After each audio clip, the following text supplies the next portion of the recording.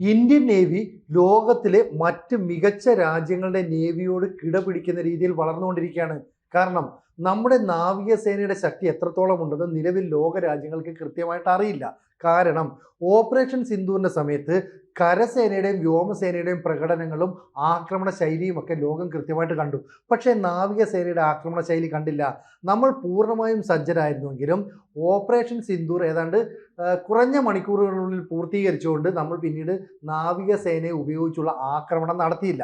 ഇവിടെ ഇപ്പോൾ അന്തർവാഹിനികളുടെ അന്തകനായിട്ട് നമ്മൾ ഒരു യുദ്ധക്കപ്പലിനെ അവതരിപ്പിക്കുകയാണ്. കാരണം ഓരോ രാജ്യങ്ങളുടെയും കടലിലെ ശക്തി എന്ന് പറയുന്നത് അന്തർവാഹിനികളുടെ സാന്നിധ്യമാണ്.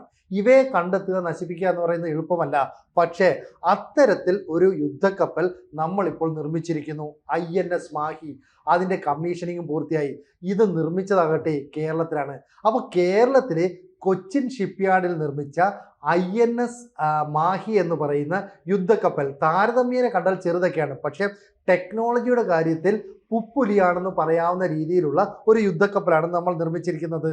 സമുദ്രത്തിലുള്ള ശത്രുക്കളുടെ നീക്കങ്ങൾ കൃത്യമായിട്ട് നിരീക്ഷിക്കാനായിട്ട് നിമിഷ നേരം കൊണ്ട് അന്തർവാഹിനികളെ നശിപ്പിക്കാനും സാധിക്കും.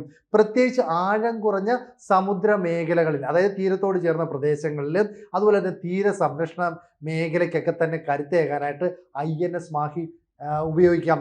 കൂടുതൽ വാർത്തകളും വിശേഷങ്ങളും നിങ്ങളിലേക്ക് എത്താൻ ABC മലയാളം സബ്സ്ക്രൈബ് ചെയ്യുക, ബെൽ ബട്ടണും അമർത്തുക.